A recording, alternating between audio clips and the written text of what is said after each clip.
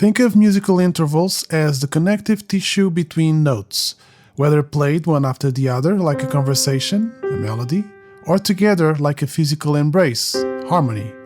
These distances define the mood of every song you've ever heard. In the world of sound, notes share different physical relationships based on how their vibrations interact. These are the stable intervals, octaves, fifths, and thirds. They feel like a solid floor under your feet or a perfectly resolved ending. And these are the tenths intervals, seconds and sevenths. They feel like a vibrating wire or a question that hasn't been answered yet. To find the name of an interval, imagine the notes as houses on a street. To find the distance, you must count every house from your starting point to your finish, including the one you're standing on. In this case, count F1, G2, A3. This is a third. And then the same but going down from F to A. You count F, E, D, C, B, and A. This is a sixth. While the name tells us the distance, the quality tells us the personality. To find this, we measure the exact distance in semitones or half steps. Using C as our starting point, 0 on our ruler, this is the anatomy of an octave divided in 12 equal half steps. If a simple interval is a conversation across a table, a compound interval is like a conversation between two people that are at a table, but on different floors of a building.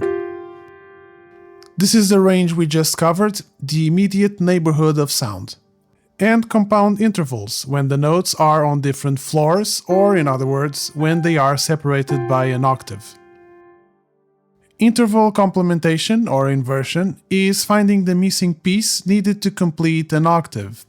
Imagine a C on the bottom and a B on the top, a wide major seventh. If you flip the bottom C so it jumps over the B to the floor above, the gap shrinks to a minor second. You haven't changed the notes, you've just changed the perspective. When you flip an interval, its quality does a 180-degree turn. A major becomes minor and vice versa. Augmented, extra wide, becomes diminished, extra narrow. The exception is perfect intervals are loyal. A perfect fourth always flips into a perfect fifth. To find an inversion instantly, use this cheat code. The two interval names must always sum to 9. A second flips into a seventh, 2 plus 7 equals 9, a third into a sixth, and a fourth into a fifth. In the next examples, you'll hear the same melody twice. I created an extra melodic line to support it, but on one I favored consonants,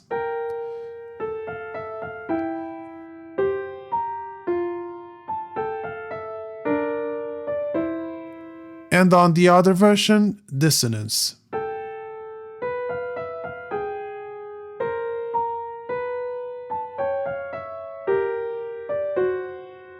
Musical intervals are the colors on a composer's palette. They aren't just rigid math, they are tools for emotional storytelling. So now I'll hand it over to you.